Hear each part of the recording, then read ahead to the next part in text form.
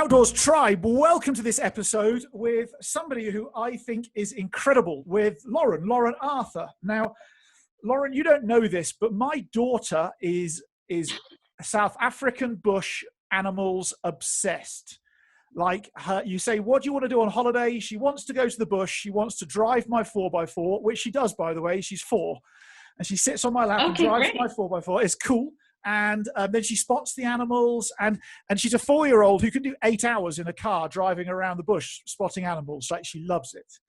And so when coronavirus and all this nonsense happened, she's like, but Daddy, I want to go to the bush. And I'm like, ah. And so I went on YouTube and I typed in, like, guided safari South Africa, and hit it on YouTube, and Safari Live popped up, and then you were the person driving the vehicle with a cameraman over your shoulder. And the really, really, really bizarre thing about all of this is 3 days later, I think I released the interview I did with Suyash, who you know. He's a World Wildlife Fund voice ambassador as well. And then we became friends on Facebook, and I'm like, whoa, there's too many coincidences here. And and now here we are. People should know things about you. Like, you're a marine biologist from Scotland who's just been on the top of a volcano and lives in South Africa at this point in time. Like, Lauren, welcome to this episode with the We Get Outdoors Tribe. Oh, thank you so much. Thank you for having me. It's super cool. Now, I have to ask the question about the elephant in the room. How does somebody from Edinburgh end up on TV in South Africa? Like, how does that work? It is a long story. Are you ready for this? Oh, I love long stories. You're ready. So I guess just like your daughter, I was always obsessed with nature. I didn't play with Lego or dolls or Barbies or whatever little girls play with. And I was a real outdoors little girl, a tomboy, I guess. And I spent all my summers and vacations on the east coast of Scotland swimming in the North Sea. And at the time, I clearly thought that was normal. I would never get in the North Sea again, ever. But I did my whole childhood. And we rock pooled and we crabbed and we swam with jellyfish, watched whales get washed up on the shore, lots of dolphins. So my whole childhood was really surrounded by the ocean. And I went to university when I was 17. And now that I think back, that's so young. It's not even legal to drink in the UK at 17. I managed, don't worry. But still, you know, that's how young you are. And you're told you have to make a decision for your career. So, of course, the only thing I could think of was animals. And I didn't quite want to go down the medical route of vet science. I'm not really great with flesh and gore, but I thought zoology, that's the answer. I didn't want to study marine biology solely because that would limit me.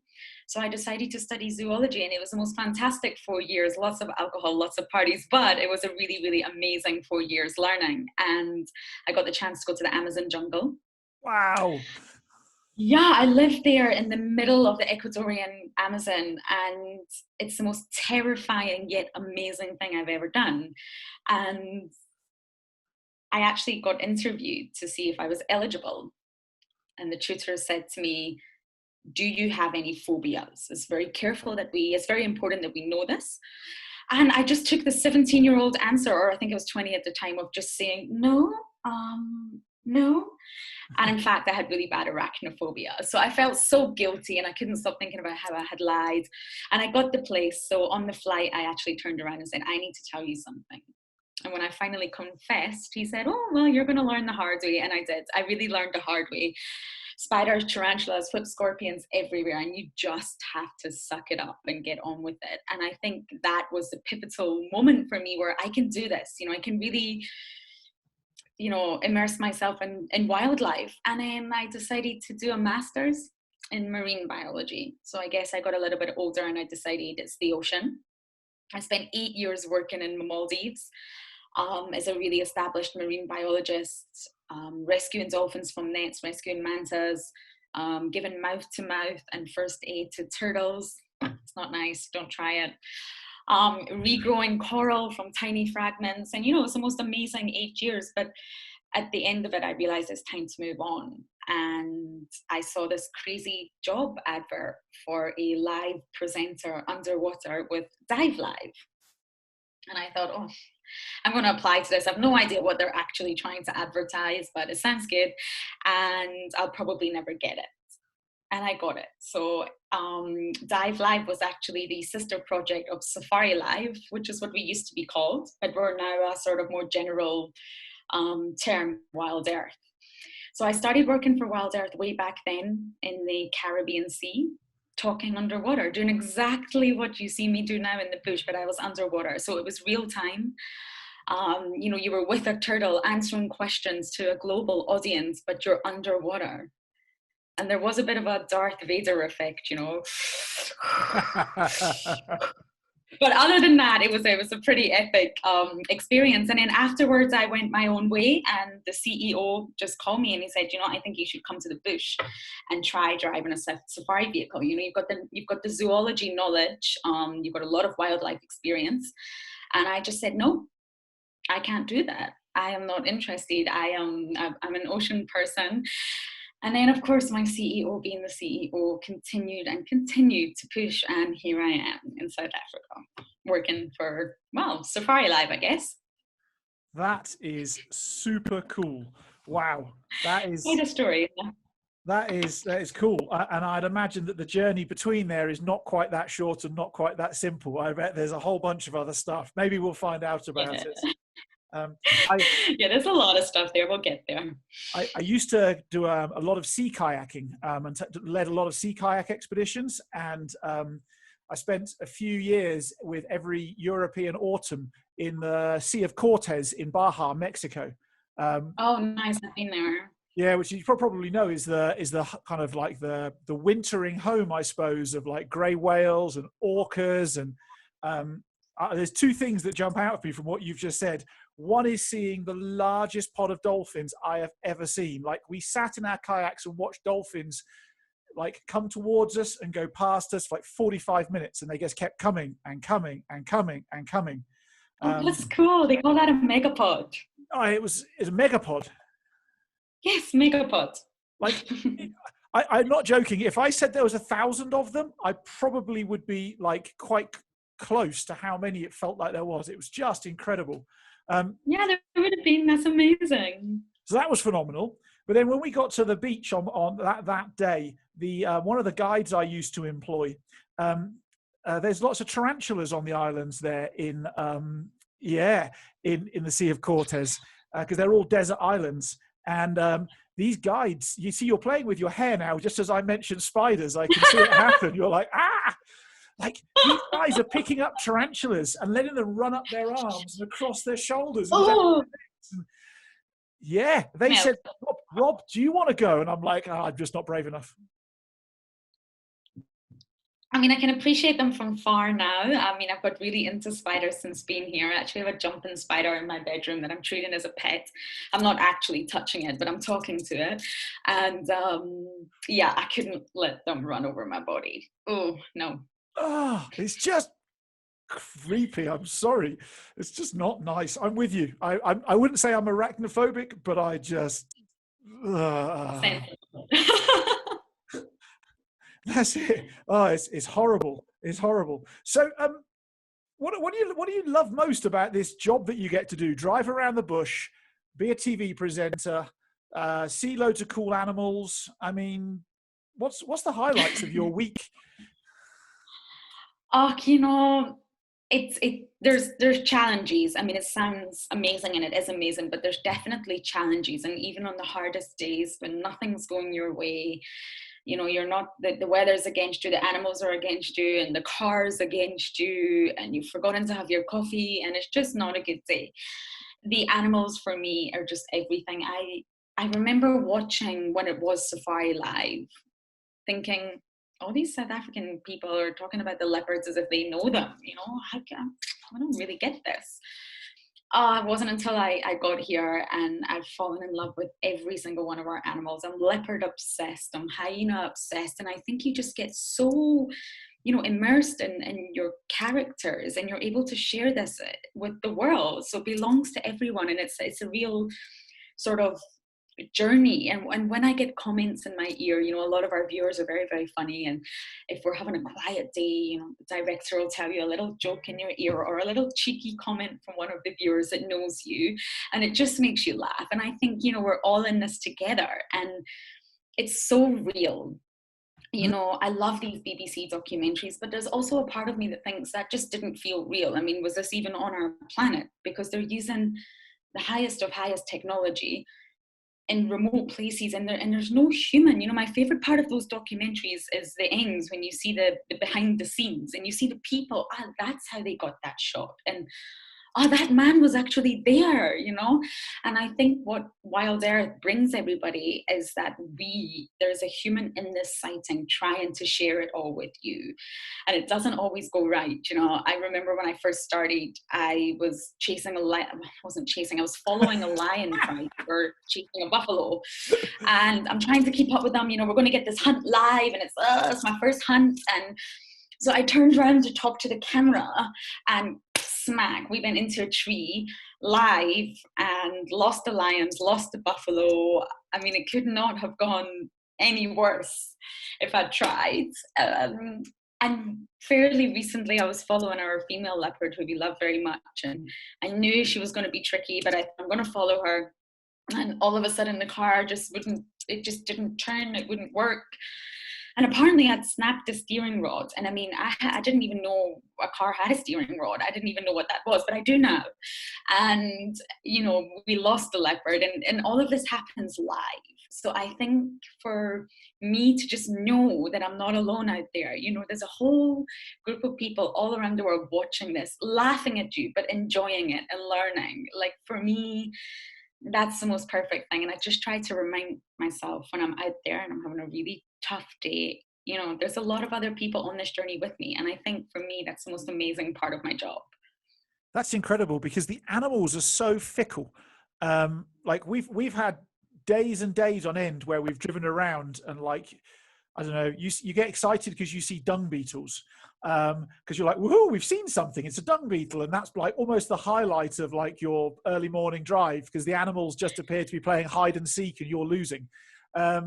And then other days you go out and you see this massive pride of lions make a kill, and you're like, woohoo. It's crazy. Yeah, you know, it's that feeling it gives you. And I think the biggest lesson, you know, nature taught me is just patience. Be patient. You're going to have your quiet days, you're going to have your busy days, and just patience pays off in this industry. And, you know, even the small things are really cool as well. The insects, the birds, the trees, the flowers. So I think it's just such an amazing lesson to be out there sometimes. Now, I had this question burning in my head. So when we listen to you on WildEarth Live, and we watch you and you're presenting, you're like this oracle, this fountain of information about the animals and about the bush. And I'm sat there going, how did the girl from Scotland learn all this stuff? Because like, I've lived here for 10 years and I go to the bush a lot, and I'm really like into it. But I'm like listening to you and I'm like, holy smoke, it's incredible. I study a lot. So in between drives I'm studying, or maybe there's something that I've been asked and I didn't know. And, you know, our policy is we must always say we don't know. And that's okay. Not everyone can know everything. But I read a lot. I study a lot. I guess it's just my passion. So it's not just a job. It's not something that ends after drag. I want to know more, especially if I've seen a behavior and I think, why did they just do that? And I guess I've just studied so hard since coming here, and it's been a year and a half now, almost 2 years. That's incredible. That's incredible. And what a joy it is to have something when you go to work, it doesn't always feel like a job. Pretty much. I know that I'm very lucky. I'm very blessed. I think I feel as somebody asked me, I was working at 9:45 last Friday evening online with a group of people in France. And they're like, but Rob, does this not suck for you? And I'm like, no, I love what I do. This is like my life. This isn't work. This is me. This is it. Yeah. To do this at 9:45 on a Friday evening is incredible. why would I want to do anything else? And yeah, some of them had little epiphany moments. I'm like, listen, maybe you should go and find something that's incredible for you to go do that doesn't feel like work. Yeah, everyone, that's a great piece of advice. Everyone should do that. You know, everyone's passions lie in different areas, but I think everyone should enjoy what they do. I worked with a guy who was the chief marketing officer of Microsoft. So that's a pretty fancy job, hey? And he said to me a few years ago, I was stepping away from working in the outdoors. And when he heard about it, he made it his point to speak to me and say, don't do it, stay working in the outdoors. And at that point in time, I was an instructor and guide in the outdoors. I had my own business, but like every evening and weekend was spent away from home, away from my wife, away.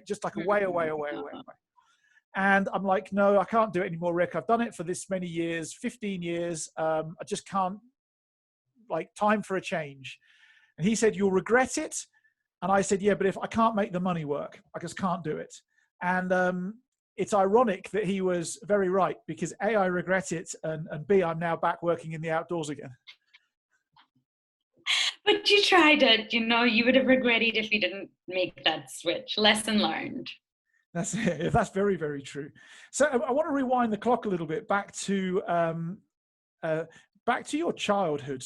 Like, lots of our listeners are parents, right? They've got kids and they want to bring their kids up to enjoy the world, make the most of the world, probably get outdoors and do cool stuff, be happy, successful. What do you think that your parents did for you in childhood? Did they just like abandon you in the North Sea and go, here you go and enjoy this? Or like, how did they mold you through to that decision, age 17, to go and study zoology? My mother's quite free-spirited, so she's very adventurous. She'll, live in the moment. Let's just stop and climb this hill, or let's just stop and have a picnic here, or why don't we just jump in the sea? My mother's quite, not my father, but my mother's quite free-spirited that way, and I think that's where I want to watch every sunset. I want to smell every flower, and I think I get that from my mother. But between the two of them, for sure, they just always guided me, but let me make my own decisions. So they would never say, no, you can't do that. I mean, unless it was something really naughty, but I obviously wasn't that naughty a child. And they would always support my decisions. So I think when I decided that zoology was for me, they said, okay, are you sure? And maybe weighed in a few more options, but ultimately they just supported me. And it's not been an easy ride.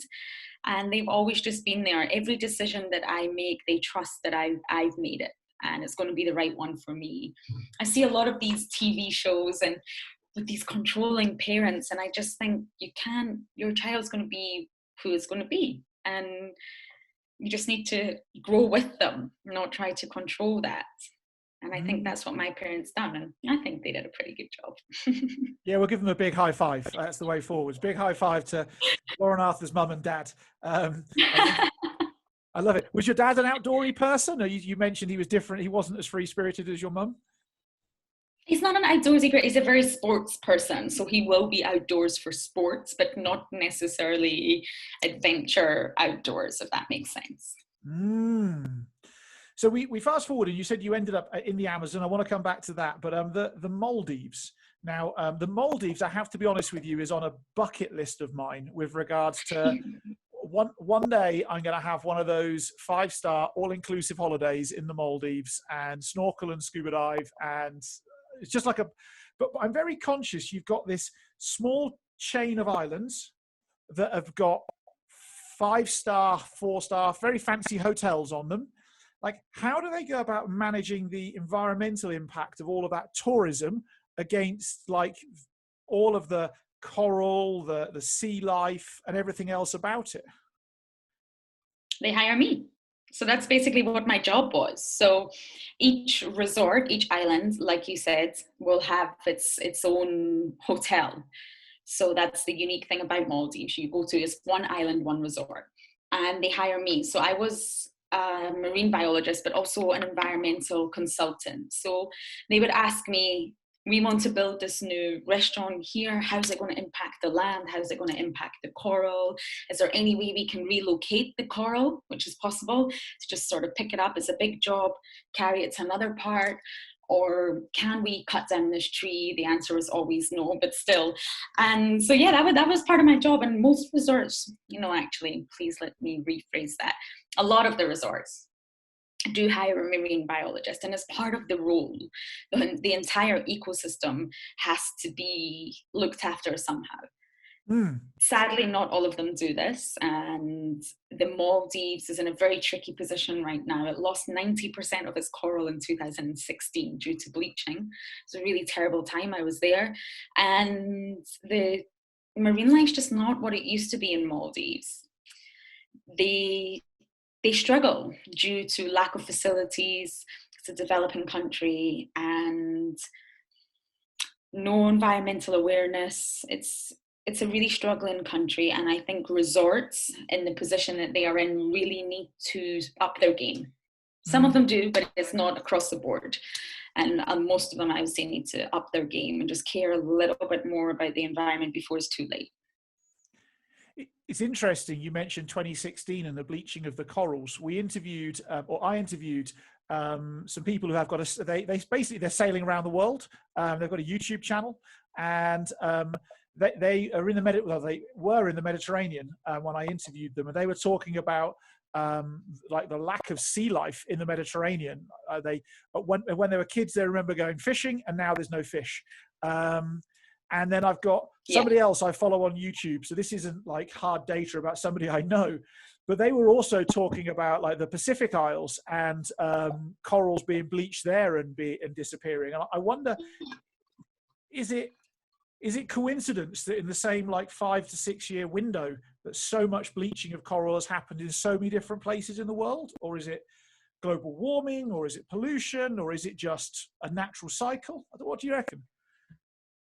Oh no, 2016 was because of the El Nino. So we get El Ninos and we get El Niñas. And 2016 El Nino was predicted, and it was quite accurately predicted that the damage was going to be really severe. Oh, I've got a little cockroach on my table. Hobby. Okay. And the insects love to just stay inside your bedroom. So yeah, we knew it was coming, but what can you do? How can you protect the coral? And El Nino is a sort of natural phenomena that occurs regularly, but is definitely increasing in frequency and intensity due to humans, basically. And it's when the really, really warm waters from normally South America drive up into the Indian Ocean. And they increase the temperatures a tenfold. So I think we were sitting at about 34 degrees Celsius in our lagoon for about a month, if not more, and that's far too hot. Coral, I always like to say coral's a woman. It's so fussy. It doesn't like it too cold. It doesn't like it too hot. I always think coral is a female. And once the temperature is too high for too long, basically they can't survive and they die. And that's, well, the process of dying is coral bleaching, I guess. And there's normally very little comeback from that. And sadly, this El Nino was just so severe that the temperatures just stayed too high for too long, and it was game over. And I'll never forget that day I went out snorkeling and everything was just white. I vomited. I never get seasick. I've actually never gotten seasick, and I wasn't hungover or anything. I just felt so sick that the entire reef ecosystem that was in front of me, that had been my life for the past 6 years, was pure white. And it could only mean one thing, and that is death. And I guess the 2016 was a severe event, but you will also get pollution. Pollution will kill coral. There's a lot of places in Asia that still dynamite fish, which is crazy. Uncontrollable, unsustainable tourism, where people are standing on the corals, bad fishing practices, just so many things. And I guess that's why it's all happened in the one space of time. And can the coral rejuvenate? Can it like regrow itself, or can humans go and replant coral, or is it just game over and that's it, done? No, it's a process. So coral's an animal. It's in the same family as jellyfish, and most people forget this. They think it's a rock or a stone. Really? Yeah, it's an animal, a living, breathing, reproducive organism, sorry. It's completely alive. That's going in I journal every day. That's going in the thing. The biggest thing I've learned today is that jellyfish and coral are the same family. That's incredible. Yes, completely. But I understand why people get confused. You know, what you're looking at when you look at hard coral, there's two different types, soft coral and hard coral. And when you're looking at hard coral, you're looking at the exoskeleton. So the organism itself is actually inside. And it's lots of different organisms together that make up coral. It's a complex animal in that regard. And normally it depends on the length of time. So coral can withstand bleaching, I would say about 3 or 4 weeks, maximum 6 weeks. And after that, it's game over. But let's just say the temperatures after 3 weeks came back down again and normality resumed and everything was balanced once again. The coral would grow back and become alive once again, get strong. So it's a sort of, when it comes to coral bleaching, it's a time thing. And the temperatures of 2016 were just so hot, far too hot. And so for the Maldives now, can they get their coral back? Is it game over for coral in the Maldives? What do you reckon the score is? When I left, it wasn't in a good way. And I know there's probably a lot of marine biologists doing what I was doing. I had a huge coral garden and I was taking fragments of coral that had been naturally broken maybe by fish or turtles or waves. It's very fragile and they snap off. And as long as it's still alive and you've got live polyps, you can actually regrow it. And I was using this amazing technique of, so it's single line fishing line, basically just plastic. And that's what they use in Maldives to fish, which is really sustainable. But unfortunately, once that line, that sort of monofilament, I guess, is thrown over, then it ends up in the ocean. So I try to collect it and I tie my little pieces of coral on to this piece of wood, and they just hang in the ocean. They move with the current. They get really well fed because of the current. They need sunlight, and they grew and they grew into big, huge fragments that we eventually replanted. So this was pre-El Nino, but I guess for Maldives, they'll need to be working on things like that to bring it back, and it's going to take a really long time. Yeah, it sounds like 10 to 15 years worth of really hard work to go and get it back, which is tough. Absolutely. It's tough for an island nation that like its income, its GDP is tourism. Tourism and fishing. Fishing. Like that's incredible. Now, when you first started talking, you mentioned the idea of doing mouth to mouth on turtles. Now, yes, I did. Like lots of people watching have done like wilderness first aid courses, all this sort of thing. They've had Resusciani out. And in my mind's eye, I'm just trying to picture how you do resuscitation on turtles. Like, how does that work? Why does that work? So sadly, a lot of turtles get caught in ghost nets, and ghost nets are basically nets, huge plastic nets that fishermen from the likes of Sri Lanka, India, Pakistan have finished with, and maybe they've got holes in them or they're damaged, so they discard them. But fishing nets generally have big buoys or flotation devices attached to them, so what that means is this ghost net is going to float. And turtles can't breathe underwater, they're reptiles, so they must always come to the surface to breathe. So they'll make their way up and they just end up getting entangled in these nets. And I had days where I got woke up at 2 a.m. to jump into the cold, well, maybe not so cold, but semi-cold, pitch black ocean and drag out this huge net, and there was 3 turtles in it, and we managed to rescue them all, but that wasn't always the case.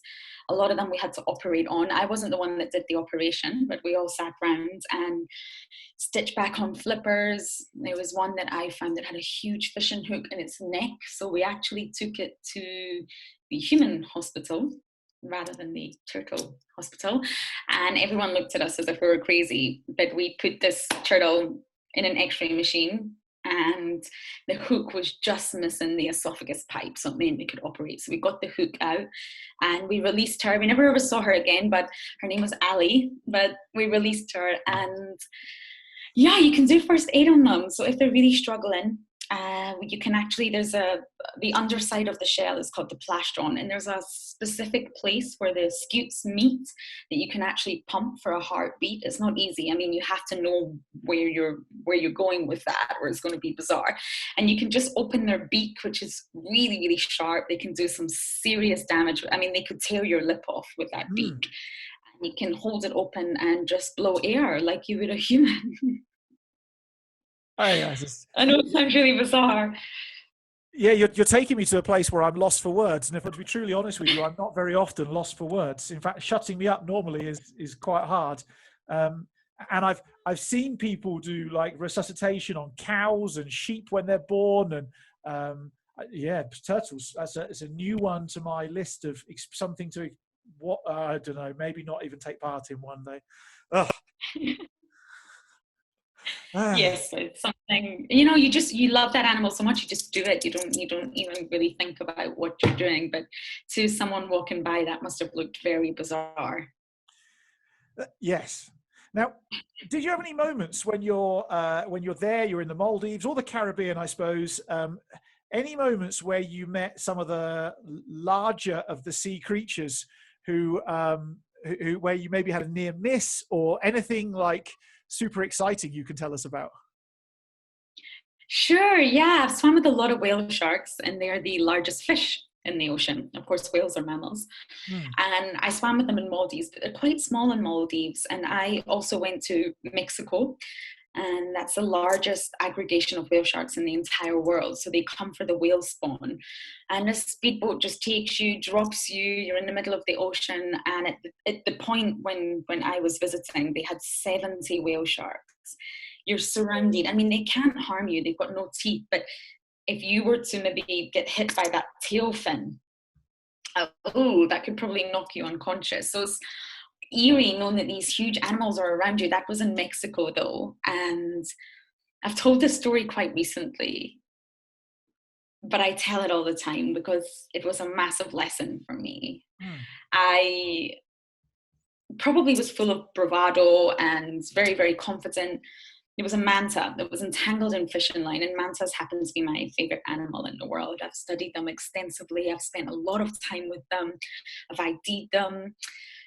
I just love them. And I saw that it was wrapped in fishing line. So because I just got my free diving certificate and I can go down to this depth, I thought I'm going to do it. I'm going to go down and untangle this manta. And I realize now in hindsight, that was silly. That was really silly. I am not equipped to do that. And it was far too deep. Luckily, there was people on the surface. But I went down and I did untangle her. I took a knife. I cut her completely free. But on the way back up, I thought, beep. I can't say the word out loud, but I'm not going to make it to the surface. When you free dive, you can shallow water blackout. It's very common. You won't die, but someone has to pull you out and you blacked out from lack of oxygen. I thought this is going to happen to me. I've been such a fool. But I rescued her, and I'm convinced to this day, I've told this story very recently, but I'm convinced to this day that she came and said thank you to me. It's probably just me thinking that, but I was probably really foolish. So that was a near miss, but it was entirely my fault. And I think in the industry that I am in, whether it's the ocean or the bush, it's really important that a guide or a dive master or whatever you want to be can put your hand up and say, I didn't mean that, but that was probably my fault. I went too close to that lion, or I shouldn't have, annoyed that elephant. And it's not that you meant it. I don't think anybody really means it, but I think it's really important that you can say, that was my fault, and I'm going to learn from that and make sure never to do it again. Because the reality of the places where both of us work is that, like, help can be a long way away, and often the confidence that you free dive with, people don't understand just how much time and effort you've put into learning to free dive, and so unless they can appreciate that actually even the best have their moments, they're like close shaves. Actually, people end up having like this perception that it's much safer than it actually is. Like the guys in Kruger who get out of their cars to get a better angle on the lion pride eating a wildebeest or something. You're like, you need your head read. Yeah, that's so silly. And it's not sending a good message at all. It makes anyone think they can get out their car in front of a lion. You're totally right. You've got to send the right message to those people that are looking up to you. I love it. I love it. Now, something that I'm very concerned about, and I just wanted your take on it, really, your views on it, is after a big storm last year, I was in Durban in South Africa, and the beach and the harbour was so full of plastic that, like, I didn't weep, but I had a very unusual quiet, like 2 or 3 hours, just trying to process in my head how that much plastic can end up on a beach and a harbour. And I don't know if you've ever seen any of the pictures of it, but like, you couldn't actually drive a boat through Durban harbour for the depth of plastic. Yeah. Like, what do you think? I mean, obviously we can all stop using plastic now, and we can use more sustainable materials to not be thrown in the ocean. And that's a practical individual action that people can take. But what do we do about all of that plastic that's just bobbing around in the Pacific and in the Indian Ocean and the Atlantic Ocean? Is there you got any ideas? I don't think there's anything that can really be done. I think initially we have to stop now. We have to look at what we have done already and just stop. There's lots of things we can all change individually. You know, I get so angry at myself when I go to the shop and I realize I've forgotten my reusable bag that I bring, and I've got too many items to carry, and I just have this meltdown where I don't want a plastic bag, but how am I going to carry these items out of the shop? And you know, it's a horrible feeling with me, because I've conditioned myself to really always do that now. I didn't as a youngster, of course, but now anytime I go to the shops, I take all my own bags. And there's a lot of countries that are also implementing, especially in the UK, and they will not give you a bag without charging you. And it makes you think, oh God, I've got to pay for another plastic bag. But it's a great initiative. And I'm not sure what other countries are doing it, but I think people need to make changes now, especially with what's going on in the world right now. There's no time like the present. We haven't got another 10 years to mess around with the environment.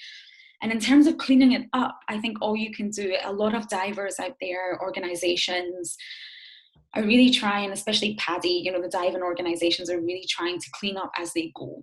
So when you're a dive master, you're trained, anytime you're on a dive or you're snorkeling and you see something, take it out. So I used to go on snorkels and dives with some very VVIP celebrities. I probably can't tell you my clientele, to teach them about the ocean, and that was my job. But you know, I used to take this huge garbage bag with me and just fill it as I go anytime I saw. And I guess that's all we can do, is just clean up as we go, especially when it comes onto the beaches. It sucks. I just saw some guys I follow on YouTube were sailing from Hawaii to Alaska, up that Wow. going north in the Pacific Ocean, which is, I think it took like 3 weeks to get to the top of the Inside Passage. It took 4 weeks, maybe. It was quite a long trip. But at one point in time, they sailed through miles and miles of like this just condensed plastic, like the noise on their boat of plastic drums and bottles just hitting their boat. And, you know, I guess in their heart of hearts, all they wanted to do was like fish all the plastic out, but there wasn't enough space on the boat. Do you know what I mean? I mean, yeah, of course. I mean, there's only so much you can do. And I think the scary part is, I don't personally eat fish, but I used to. And I think it's scary that the fish are eating this plastic. We cannot kid ourselves anymore that they are. There's extensive studies nowadays that show the volume of microplastics inside fish, and we are then consuming this. And I think it's scary. There's not a sort of test at the moment, but I think if we were to look inside our bodies at all those people that consume fish regularly, you'd be surprised at the amount of microplastics that are in your bodies. There's really no time left. I know that sounds very dramatic, but I really don't believe we're running on extremely thin ice on planet Earth. And I think Mother Earth herself is really not going to let us off with this much longer. I just wish sometimes we could all make that change and help each other make that change. But I don't know if that's possible. it comes down to individual choice and individual action. It's not as big a thing. I mean, it's huge, but I listened to an interview with Elon Musk the other week, and he said if every automobile or vehicle drove 10 miles a month, I think it was, less, we would stop fracking. Like, That's all you have to do. So everybody who's got a car, drive 10 miles less a month, which that's not that much. That's like it's not much at all. 2.5 miles a week less. I mean, it's not like we're talking, and I think that's what people think when they think about these issues, is that the action they have to take is too big. So like they think about like carbon emissions with driving, and they're like, I have to stop driving. No. Actually, if you just reduce driving by 10 miles a month, fracking stops. And I look at, like, I'm in Joburg. You were in Joburg the other week, right? I was, yes, last week. Last week. Did you notice the air quality was so much better now we've been in lockdown and there's been no planes and very little cars for so long? I didn't notice that. I didn't, I'm afraid, but I'm sure you're right. So I suffer with asthma, and whenever I'm in the bush or in the mountains and working, my asthma never ever is a problem. Like zero. Yeah. The moment I'm in Joburg, London, New York, or any other cities I fly to work in on occasions, like my asthma crops up again, and it's all pollution based. And since about the second or third week of lockdown, I've had no asthma. Isn't that weird? Wow. Oh, there you go. I think the lockdown and virus has taught us a lot. That's it has taught us a lot. So you're there up in whereabouts are you now in the bush, by the way? I'm in Juma, which is where we broadcast from. I'm just here behind the scenes. I don't start work until next week. So we broadcast from a little game reserve called Juma. It's very small, and it's in the northern sector of the Sabi Sands, which is pretty much on the western fringes of the Kruger National Park. Okay, so, and it's a unfenced reserve, so the animals can roam through Sabi Sands and through Kruger and so on and so forth? Yeah, the Sabi Sands is fenced to the sort of outer perimeter to the local communities. You've got to prevent human-wildlife conflict on some level, but the entire Sabi Sands inside is open, so there's lots of animal movement all the time. Yeah, that's incredible. What? So you're back there now. What impact has this lockdown had on the animals? I actually got interviewed for a magazine piece by a journalist, and that was one of her questions. I find it fascinating that this question pops up, because if there was a dramatic improvement in the animal behavior and they were thriving because of lockdown and the less traffic, then that means we're doing something very wrong. I don't think that's something that we could promote or be happy about. Now, of course, the vegetation and the roads, the roads might repair and the vegetation might heal, but in terms of wildlife, we should not be having that much of an impact out here. So we drive, we follow them, we spend time with animals, they are habituated, which is a good thing. And why I think it's a good thing, not just from selfish reasons that the animals sit with us, but you don't want an animal getting a fright, this cortisol increase or fight or flight every single time they see a vehicle. That would be very damaging for them biologically. So you want them to be habituated so that they're not affected, so their daily life can continue. And I think if there was such a difference from lockdown in the animals, then that's really scary. And I haven't seen any different. Obviously, I've been locked down here the whole time. I'm still seeing leopards bring out their cubs, as they always did. I'm still seeing elephants move in the same predictable patterns, the way they always have, the same herds of antelope with the same individuals, the same territorial lions coming in and coming out. And I don't think they should be impacted. As a guide out here, it's really, really important that you are just minimal. You obviously have to think of the safety aspect. That's very high up on your list. But for me, it's also the impact on the environment. Sometimes I will sacrifice content for the TV show for the animal. If I just think I've been with this animal too long, she looks not irritated, but she's ready to just have space. And then I just let them go. And if that means I don't have content for the show for the rest hours, it's important that we're having minimal impact out here. I hope that makes sense. But I think it's really important that there's been no change since lockdown. Yes, it's quieter in terms of humans, but with regards to the wildlife, I think it's important that there's no change, because if there is, or if there was, then that would be pretty scary. I noticed, I don't know if you remember, but in the UK, we had the foot and mouth outbreak. was that about 15, 20 years ago? I remember that. I think you're younger than me. So I'm pretty sure I'm definitely older than you. So I was, old. yeah. And I remember the moment that they said we could go get out into the outdoors again, I was like, the day after, I'm in the car and I'm gone. I've got to go and hike. And I was on Dartmoor, and I remember that the birds and some rabbits as well were much more or much less, noticeably less timid around me than they were before. Maybe more curious, or like birds would come closer than they would have done before. And I was just curious whether or not the animals in the bush were going to be, I don't know, more curious about. No, I mean, that's just my opinion, really. But I do try as a guide to have minimal impact, and I think that's how we should be. Gauge an animal's situation, gauge an animal's behavior, and just make your decision from then. But I mean, there's definitely other people locked down in the bush. There's lots of landowners here, so it's not completely quiet. The only thing that's missing is, of course, tourists. I was going to say, and I feel very sorry for people who rely on tourism for their income in that part of the world. In fact, all over the world at this point in time, because if you're in the tourist game, it has to suck right now. I hope it booms again. I hope it thrives and people want to travel and be eco. I hope the ecotourism industry really thrives. Can only hope.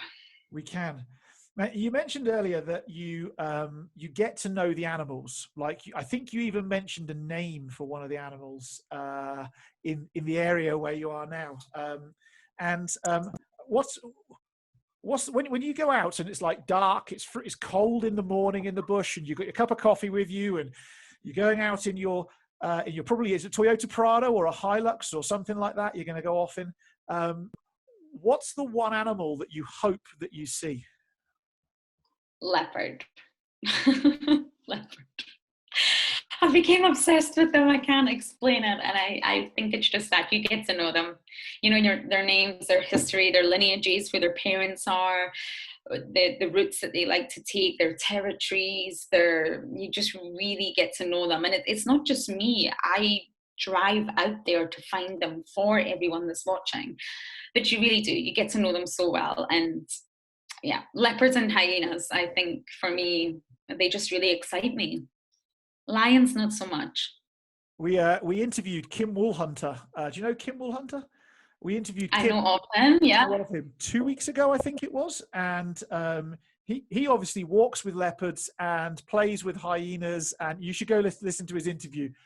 Mark interviewed him, and I think I've listened to it 3 times, and I'm like, seriously, like, he doesn't wear shoes because if the hyenas respond very badly to him when he wears shoes, whereas when he's barefooted, like, they treat him more as an equal. Like, that's interesting. Just last night, I lost my 5th pair of shoes. I am broke and I cannot afford shoes, and the hyenas took my last pair.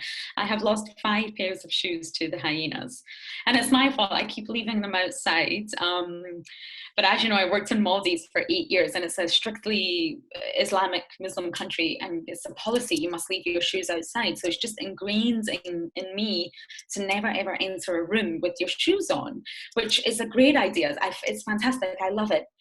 I just always leave my shoes outside here, and every morning I wake up, the hyenas have completely, destroyed them. And it's the same hyena, and I know exactly where it is, and I think, oh, Lauren, why? Why did you leave your shoes outside? I actually saw a hyena with its baby cub just before, we were in Kruger just before lockdown, and just literally lying on the edge of a dirt road nursing its cub. And you get this animal that sometimes looks savage or like you should be intimidated of it, and actually it was like one of the most loving things that I've possibly ever seen. This female hyena looking after its cub. But what for you is it about hyenas and leopards that are so attractive for you? I mean, I'm in love with a lot of animals. I love the wild dogs. I love cheetahs. I've spent a lot of time with cheetahs. I just came back from Ethiopia. I spent time with the wolf. But I just think out here, leopards are generally so shy, so rare and elusive. They're vulnerable by IUCN. They're endangered. They're in trouble. And I think they're so habituated here to the point where It's so easy to spend time with them. It's so easy to track them most of the time. And you can just learn so much by sitting with them. I just find I was never a cat fan before, I would say. But I think leopards have changed all that for me. They're incredible. And I guess for hyenas, there's so much more to hyenas than meet the eye. They're so intelligent. They're on par with primates. They actually excel over primates. They're very emotional animals. They're very reactive. And I guess I'm emotional, so I maybe relate to that. I love the dynamics. I love the matriarchy. I love everything about hyenas. And to be honest, they're just utterly bizarre. I mean, sometimes I watch them and I think, oh God, what now? I'm live with kids. It's a kids drive. So you put on a little bit of a different voice when you're with the kids, and boys and girls, this is hyenas. And all of a sudden they'll perform a greeting ceremony, which is, to be accurate, where they stand nose to bum with one another. So they're parallel but opposite ends. And they lick one another's genitals for a long time. And of course, hyenas are bizarre in that the female has a pseudo penis and the male has a penis. Biologically accurate. I'm not trying to be absurd here. And, it's really difficult to tell the difference between male and female because of those genitals. And it's biologically evolved that way. But to watch them perform a greeting ceremony on one another, it's really interesting because you can tell who's dominant and who's submissive. But it's also utterly bizarre. And when you're on Kids Drive, this is so lovely. The hyenas they're cuddling, and that's about the best you can do. And I mean, after the greeting ceremony, they'll proceed to just anal paste, because they've established where they are with each other, who's dominant, who's submissive. Got it. Okay, now we need to mark the territory. So what they do is they push out the inner parts of their anus to come out, and they paste the substance on the vegetation. Sounds bizarre, but that's how they mark their territory, and it is called anal pasting. It's an amazing thing to learn about, but when you're trying to describe that to 5-year-olds, what is the hyena doing? Oh, what is the hyena doing? You really have to choose your words carefully, because if there's any animal that's going to throw you under the bus and put you in the most awkward situations, it's going to be hyenas. You should try a 4-year-old daughter. My daughter said to my wife the other day, "Mummy, how did I end up in your tummy when I was little?" And my wife just looked at me and said, "Best you asked your dad." And I was like, oh. I wonder how you got around that one. This isn't the conversation that I was planning on having with a 4-year-old here and now. And how can I do this without lying to her, but without distressing her at the same time? Oh, it's naughty. And kids are so inquisitive, and they're so intelligent, and they want to know, and put you in some tricky positions. They are. Now, all of this has led you, and I want to congratulate you as well, to becoming a World Wildlife Fund voice ambassador. How awesome is that? Yeah, it's so cool. It's very new. And it's with my partner as well. So it's like a joint thing. And it's very cool. I never really could have ever imagined that.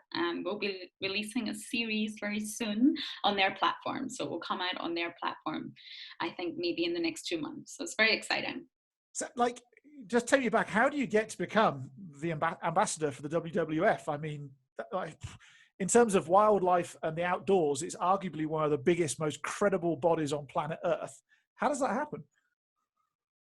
Well, basically, they've released a new program. I think it was started by David Edinburgh, good old David, and it's called Voices. So you're a WWF voice, and you're a voice for the planet. So you're in a position, like I am, with the sort of educational and experience of being with wildlife conservation. And it's basically the work that you do can allow you to be a voice. So my partner and I got appointed number 11. There's only 11 in the world. And we went to Ethiopia on a bit of a whim. We were discussing, we'd just done a 9-week shift or stint, whatever you want to say. And it was long, no days off. It was tiring, exhausting. I loved my job, but it was really hard, 9 weeks back to back. And we decided, let's go on an adventure. And he wanted to go to the beach, drink beer or gin on the beach and put his feet up. I said, no, we're going to go on an adventure. What about if we go to Ethiopia and look for the most rare and endangered canid carnivore of all time, the Ethiopian wolf? Ethiopia, he said. I said, I know. I also told my mom, and she was a bit like, Ethiopia? Really? I said, yes, let's do it. Let's go find that wolf. There's only 450 left in Ethiopia, and they're going to go extinct. Let's go see them. So in the end, I persuaded him, and we just went on this incredible mission, but we decided to film it. And we just used our own equipment, and it was the most surreal experience I've had. I've traveled all over the world, really. I have. I've been very lucky to do that. And I think Ethiopia is probably one of the best countries and best experience I've ever had. It really needs to boom in tourism because it deserves it. And we got to see the wolf, we filmed it, we educated people about it, and we shared it with WWF, put a lot of work into it. And I think they just really appreciate the work that we both do on a daily basis and the work that we did with the Ethiopian Wolf. So they've just given us a platform where we can share our series. It's very exciting. And the future projects, which unfortunately have been put on hold right now due to, well, the global pandemic. But as soon as all is right with the world again, we've got a few more adventures up our sleeve. So what's up your sleeve? What's coming? Can you share it? Like, we want to go back to Ethiopia. We want to go and look for the melanistic leopards of Ethiopia. They're very rare. They've not been properly scientifically recorded. So what we want to do is not just film and tell the story. We actually want to put a little bit of science in that as well, so that we can contribute to the sort of knowledge on these animals. So it's a big, exciting project. Let's just hope that all is right with the world soon and we can continue. It'll all get back to something at some point in time. That's the absolute certain. We just don't know when. What was it you observed? Because you went in Ethiopia, right? You slept on top of a volcano. Is that right? Yes. So our mission was to just see the wolf. We didn't have a lot of time, but I also am a big believer when you go to a country, try and see as much as you can. Try and learn about the culture, learn about the language. If you can pick it up, that's great. Try and really immerse yourself in the entire experience rather than just flying in, going to the Bali Mountains, looking for the wolf and then leaving again. So we decided to do a bit of a trip, and we went to a place called the Danakil Depression. I've got some really great photos of it on my Instagram. In case anybody's wondering, you're welcome to check that out. And Lauren _Arthur 7, I think. No, really, I don't know how to explain this place unless you Google it, I guess, the Danakil Depression. And it's in the Horn of Africa.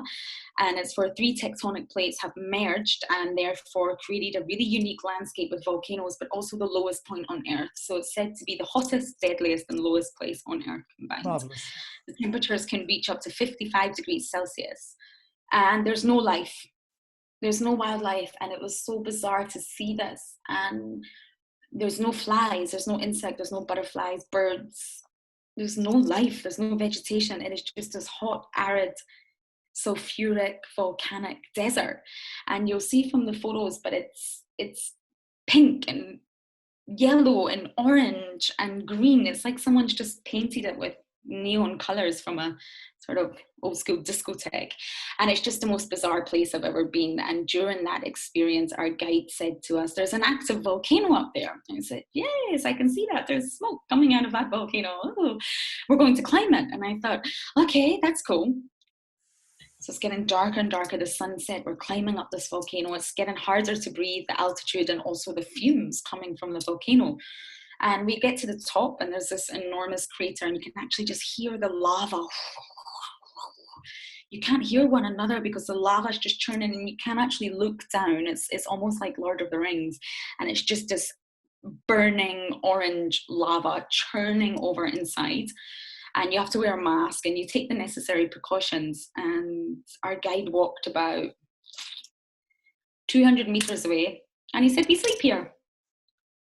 What? Whoa. We sleep here. Yes. And it's a mattress.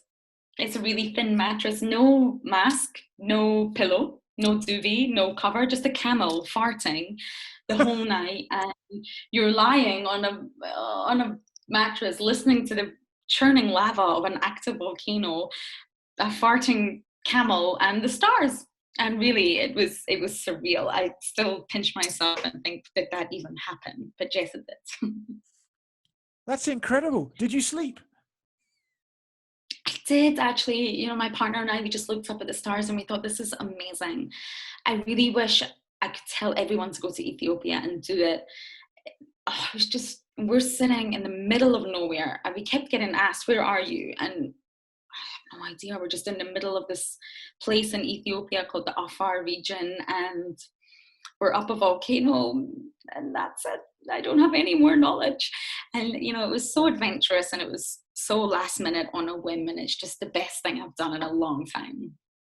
But the first time I came to Africa was in 1998, I think it was, 98. And I'd flown back from the Himalayas, from kayaking in the Himalayas. And on the map in the, like, you know, you get the in-flight magazine sort of thing in the seat in front of you. And got at the back of the magazine, they've got the map of the world, and they've got all the different routes that they fly, and some significant landmarks are identified. And they had a little blue line going from the center of Africa north, which I later found out was called the Nile, but that's a different story. And I had some money and I had some time, so I bought myself a flight to Entebbe in Uganda. And I thought, right, I'm going to take my kayak and I'm going to go and kayak this blue line for as far as I can. And then when I run out of time, I'll find a way to get back to the airport and fly back home. And so I told my mum. And, you know, parents being generally more educated than, I think I was about 21 at the time, something like that. Something like that. I can't remember, 99. No, that would make me about 23. There we go. You know exactly how old I am now. 23. And my mum's like, but isn't there a civil war? I'm like, oh, I don't know. Are you sure it's safe? Oh, I don't know. But I tell you the thing that I found the most interesting, and this goes listening to you and listening to Kim as well, is I was terrified whilst kayaking down the White Nile then. So from Jinja in Uganda along the White Nile, I was terrified of crocodiles. And trust me, there is some big ass crocodiles. Oh, terrified of them. But hippos, they're so beautiful. They're like cute, aren't they? And so I've been, yeah, you look like that. That's how other people look when I tell this story. So I've been up close, like within meters, like literally 1 or 2 meters of hippos, taking pictures, them yawning, kayaked away, blissfully unaware of anything. But at night when I slept, I'm like, crocodiles, all I thought about. And then on the way back, flying back from Entebbe back to the UK, I opened up not the same magazine, different airline, but the same magazine, and it had Africa's 10 most deadliest mammals, and there you are. Apparently, hippo. Yeah, hippo #1, and crocodiles are quite safe apparently. Yeah, completely. But I think a lot of it's got to do with your, like, ignorance is bliss, but equally a lot to do with attitude. If you're scared, the animals pick up on it. And if you're not scared and you're comfortable, actually they're quite comfortable with you. I agree with that to an extent, but we're still a human and we're still a threat to some animals. But yes, I do think if you're scared, animals can sense it for sure. But yeah, hippos are incredibly dangerous, and I don't think I would have done that.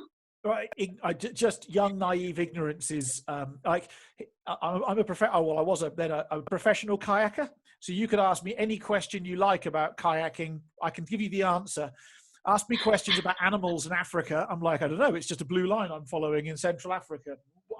Who knows? Well, at least you're a specialist in kayaking, huh? That's it. That's a specialist. Like, if you go to the zoo in Edinburgh or in London or any of the big UK zoos, like, nobody tells you that hippos are like the most deadliest mammal on this continent, but everybody in every movie talks about crocodiles and how you should be terrified of them. And so I guess there's also a movie called Sharknado, and that's all I have to say. There's also a movie called Sharknado. Is there? Yes, it's about a tornado of sharks. I have not watched it, and I don't ever plan to watch it, but there's also a movie called Sharknado. So the movies on crocodiles, I don't think you really have to worry about them too much. Your whole not eating fish, is that like a karma thing for when you go diving? Like if I eat these things, then one of the bigger things might come and get me? Or is it like just a lifestyle choice, or what's the thought? It's just mentality. I've always struggled. I think diet is completely personal choice. And as a kid, my mum used to give me fish, and I always said, "Mum, this is not the same fish from in the sea, is it?" Just could not get my head around that I am eating the fish from the sea. And my mother probably didn't do the right thing, but she always said, "No, no, no, it's different." So as I got older, I was a carnivore, but then it just didn't sit right with me. And I think everybody knows their own body. I'm not preaching but just for me, it just didn't sit right with me. So I slowly went pescatarian, which means you don't eat meat, but you eat fish. I love fish, it's delicious. But then working with fish every day, snorkeling with them, looking them in the eye, rescuing them, reading a book called What a Fish Knows, which is all about the emotions that fish experience and how intelligent they are and how much pain they feel. I thought, oh my God, I can't eat any more fish. I used to sit and have these arguments with myself. So it just made sense for me to go vegetarian. And then from vegetarian, I actually went vegan. And it was the best time of my life and the best decision for me. I'm sadly not a strict vegan anymore. I live in the bush. We've gone through lockdown. We've had no chefs, very little food delivered. So I realized I have to be flexible. I can't be this difficult person that puts pressure on other people. I would never do that. So I'm not really a strict vegan anymore, but it's what I think works best for me. And it's just a mentality thing. I just couldn't get my head around it. Yeah, I get it. I get it. Yeah, I fully get it. I was actually, when I was in the Himalayas, I spent a lot of time in the Himalayas, about 2.5 years in the Himalayas, mostly kayaking. Wow. And I was vegetarian. Well, I ate the local cuisine, which is dal bhat, which is a lentil curry and rice. Oh, love dal, yeah. And so I ate dal bhat, and I dropped so much weight. I think I was down to like 74 kilos. And hopefully I'll meet you at some point in time in South Africa, but you'll find that I'm like 6'2" and a bit, and I'm quite big. And so to drop down to 74 kilos, that's pretty skinny for somebody of my size. And I got more and more tired. Like even the easiest kayaking was exhausting. And I got back to the UK and didn't have a job. And I was sat on the sofa watching morning TV because I couldn't quite work out what to do with myself. And they started talking about anemia and eating meat and green vegetables. So I went and bought a big packet of spinach and a steak, and I felt better within 48 hours. It was the world's craziest thing. Yeah, weird. Bizarre. Yeah, I think everybody's bodies crave different things, and lactose really doesn't work with me. I love it. I think cheese is just the most delicious thing next to fish and avocados, but my stomach just doesn't. It's just not worth it for me. And I think everybody has their own things that just work for them and nourish their body. I think it's really important that we make sure we've got all our vitamins and micronutrients and macronutrients and minerals. And I think, yeah, some people just work better having meat and some people don't. And I really think people shouldn't be so aggressive about it. It really is personal choice at the end of the day. Yeah.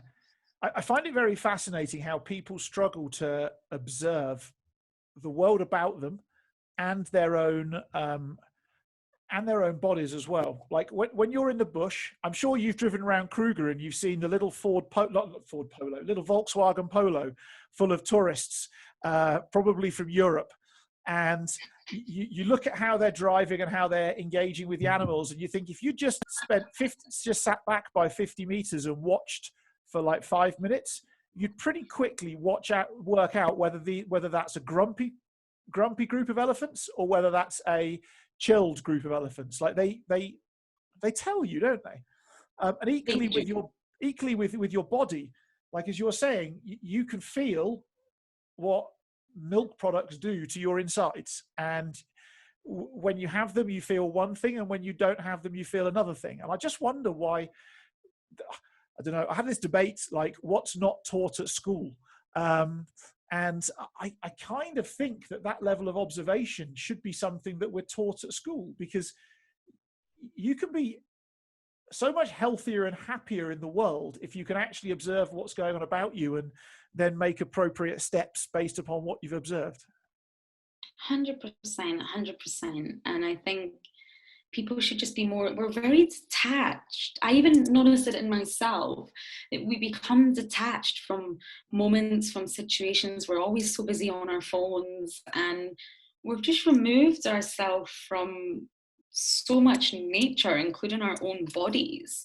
Sometimes I have to slap myself, say, Lauren, get off your phone. And I can't handle it sometimes. And just pay attention to this moment and listen to your body. And I think people have really sort of lost touch with themselves. And it's so easy to do.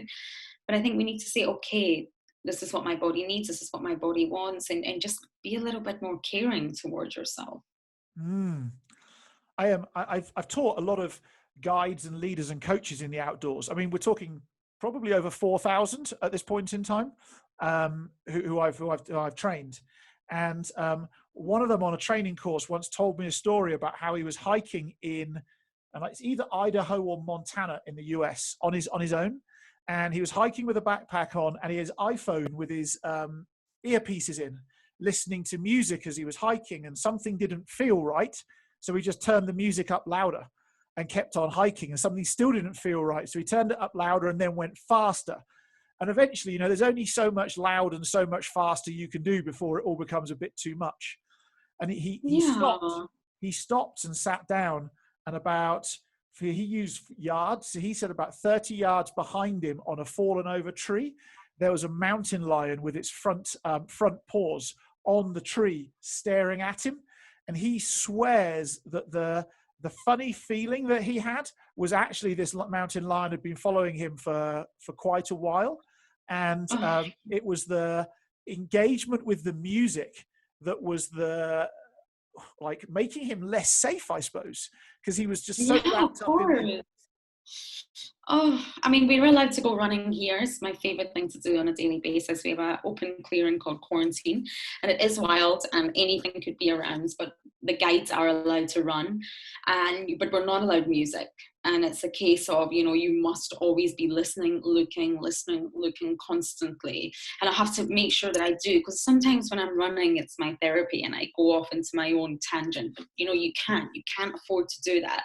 So yeah, that's a crazy story about the mountain lion. So, hang on. So that your guys let their guides who they pay go for a little jog in the African bush, once a day. Yeah, no, it's my favorite part of the day after drives. I thrive on it. If I can't go running because maybe there's a predator with a kill in the clearing, or the weather's too bad, if it's really, really overcast and windy, we don't go because you can't hear and you can't really see properly. But it's the best part of my day, running around that open clearing. It really is. I love it. That's incredible. Do you notice any, something you just mentioned there just triggered something in me. Do you notice any difference in the animals' behaviors when the weather's really windy? Yeah, for sure. The predators essentially know, or they're aware that the prey can't hear, if that makes sense. It blocks your hearing, or maybe they can hear, but you struggle to see where it's coming from, the direction. And the prey become very, very nervous, and they all huddle together. Big herds of impala, wildebeest, they all huddle together in this clearing. They like open clearings because they know that their hearing is affected, so that they use their eyes to rely on vision. So yes, animals are very in tune to the weather. And I've got this massive feeling that most of the animals on land and in the ocean, they can predict weather patterns or severe storms or cyclones or earthquakes long before we can. They really can, every single animal. The reason I asked the question is my degree's in education. And when I was doing teaching practices, we had a windy day once, and some of the older teachers were like, whoa, watch out for it today. And I'm like, watch out for what? They're like, you just go, and the children go loopy in a classroom on a really windy day. They're like, their behavioral characteristics noticeably, visibly change. And I just wondered. Oh, really? Yeah. And I've noticed it with Caitlin as well. When it's a really quiet, chilled, South African day, she's just quiet and chilled. But on a day when it's really windy, she's really frenetic.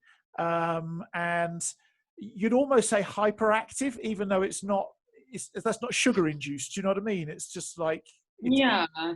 It's weird. So I just wondered whether I've never been in the bush. I mean, I cannot think why kids would be like that, but the animals, they definitely change. Well, I guess we're not so many parts removed from the animals, or not as many parts as we'd like to think we are, maybe. We aren't animals through and through. We just don't like to think we are. Yeah, it's interesting. I worked in Arctic Norway, up in the Arctic Circle, and you can tell what the weather's going to do for the next 3 days based on the movement of the reindeer. Oh, wow. So if you're in for a big storm, they will all move towards wooded areas. And if the weather's going to be good, they'll be very happy and comfortable in their open areas. Equally, whether they're up high in the hills or whether they're down low will depend upon what you're in for next. Usually, from what I've observed, 3 days or so. Wow, that's really cool. Yes, animals definitely know ahead of us, or the other animals, should I say? Yeah, the animals that aren't us. Tell me if we're coming towards the end of our time together now, and this has been really valuable for me. I got this urge inside me to go and jump in my Prado and drive to Kruger to see you right now. Actually, I just, for some reason, drink gin with you or something. But I can't do that because I'll probably get arrested with lockdown rules and whatever else.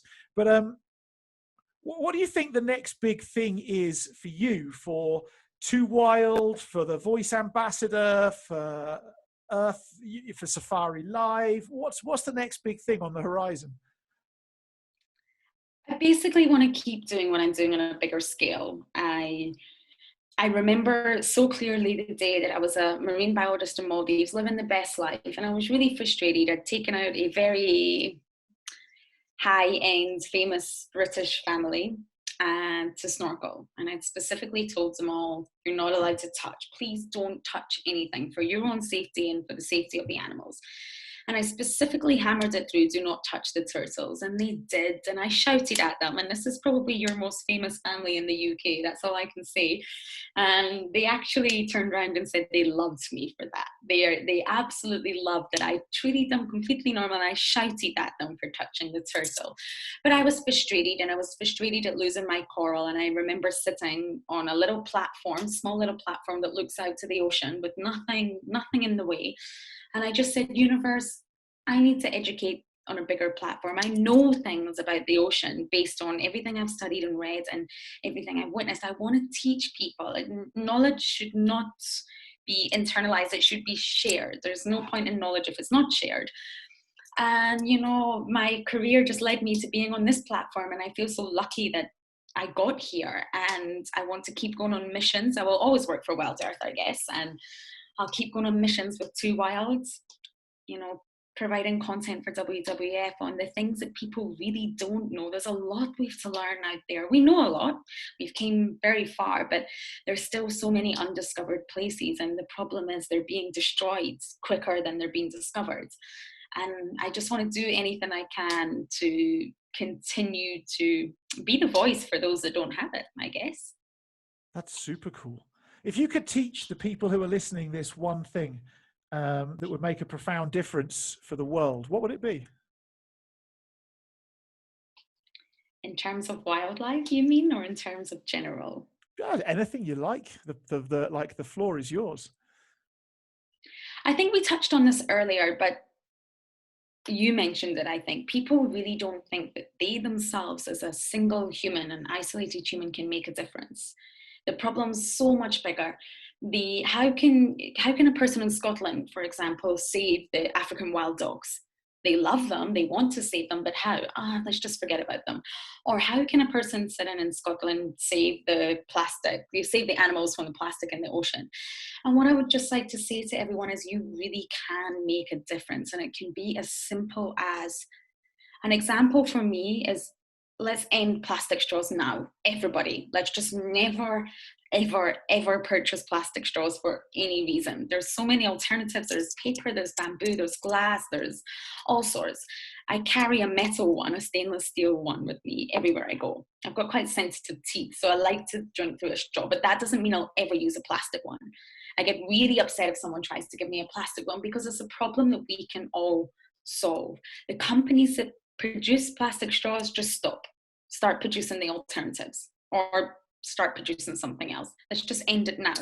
And that's just one example, but I think as long as every single person here just never uses a plastic straw, but refuses them. If you're in a bar, say, no, I don't want that straw, don't give it to me. Or a restaurant, or just don't purchase some from your supermarket. You're already making a massive difference. And I think people just need to be encouraged. We live this life through social media where everything always looks better. The grass always looks greener. Your grass can be green. You just need to really look at your life and genuinely just start making those changes. I'm not the best. There's still mistakes that I do. And I think, oh, I shouldn't have bought that. It's wrapped in plastic, or I should have bought that alternative, or, you know, why did I get that plastic bag? I'm not saying that I'm perfect by a long shot, but what I am saying is everyone really can make a difference, especially households where there's young kids. Teach them young, teach them you don't ever need a plastic straw, really, you don't. And I think that's the main thing I'd like to say to everyone. You really can make a difference. I think that's incredible. I think it's incredible. I think people often want to make a bigger difference. But just understanding that if all 7 billion of us stop drinking 500 milliliter Coca-Colas and using plastic straws, actually, like, the difference that will make for planet Earth is just like driving 10 miles a month less. Elon Musk's thing. Stop fracking. We don't have to. Can you say the name of his child yet? Do you know how to say it? No, go on. No, I don't know. I'm just curious to meet someone that can actually say the name of his child. No. Are you a parent? Not a parent? What was that? You don't have kids yet, right? Or you do have kids? No. So, but I definitely wouldn't call my child that, whatever the name is. You've seen it, right? The name of his new child. I have seen it, and I can't pronounce it. I'm just thinking, you know, when it comes to naming a child, like the discussion you have around names is, well, for my wife and I, it was quite interesting. I came up with a name. She said she didn't like it. And I said, do you have a better idea? And she said, Caitlin. I'm like, good, done. Caitlin it is. But like the discussions can be quite big. And I just, like, what happens in somebody's head to call their kid that? I don't know. I guess he can do whatever he wants to do, but I do not know. You know, I feel most sorry for the teacher at primary school when he starts primary school and they have to go and read the register. They'll just say blank Musk or something like that, because Mini Musk. That's it. Lauren, I want to thank you for everything that you're doing for the world, and for everybody out there who gets the opportunity to engage with you in a way, whether it's on YouTube, whether it's engaging with you through the WWF, or people who've engaged with you in the past. The more we can do to expose people to the fact that there's a world out there that's bigger than their own little bubble, and that we can do things to look after it and show interest in it. I'm a firm believer that people look after things that they love. And the more your love for the outdoors and the animals translates unbelievably powerfully through what you present. And if even a little bit of that can rub off on somebody else, and they can love what we love, and they can then look after it a little bit better, I think we're on the right path as humanity. So I really want to just thank you for that from the bottom of my heart, because we need more Laurens in this world. Thank you. Oh, thank you so much. No worries.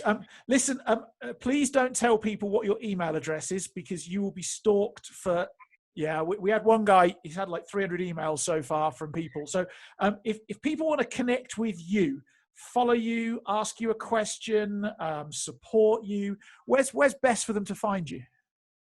Instagram, for sure. I'm a bit lax with Facebook. I got really lazy with it, but definitely Instagram. So it is Lauren_Arthur7.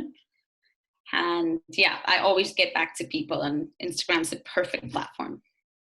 Awesome. I will, if your DMs get swamped, my apologies. I guess we can say that is successful. I just want to encourage people to come and share what you get to share. So come to Africa, come see the bush, come see the animals, go on an adventure. Did you know, this is a useless fact for you, one of the guys I work with lives in Portland, Oregon in the US, and his wife's family live in upstate New York, so the other side of the US. And it's cheaper to fly from Seattle in Washington State to Joburg return. It's cheaper to do that than it is to fly like Portland or Seattle to upstate New York. So all of you out there, a lot of our audience is in the US, and they're like, oh no, I can't afford that. Africa's so far, and this, that, and the other. You're right, it is a long way, but if you're thinking about your back pocket, it's really not that expensive to come here and come and meet Lauren, go in the bush, do whatever it is you want to do, and why have a once in a lifetime thing when you could do it every year, hey? Oh, and Africa's the best continent. Oh, it really is. I've hardly explored it yet, but it feels so right to be here. I think it's one of the few continents where you can have real adventures, hey? Like unsanitized adventures where you just don't know what's going to come around the next corner, literally. I think so many other places you can pretty much second guess what's coming next, but here, no chance. I agree. I think that's why I love it. Yeah, me too. Thank you for your time, Lauren. It's been amazing to spend this time with you. Thank you so much. It's been an absolute pleasure. Thank you for having me.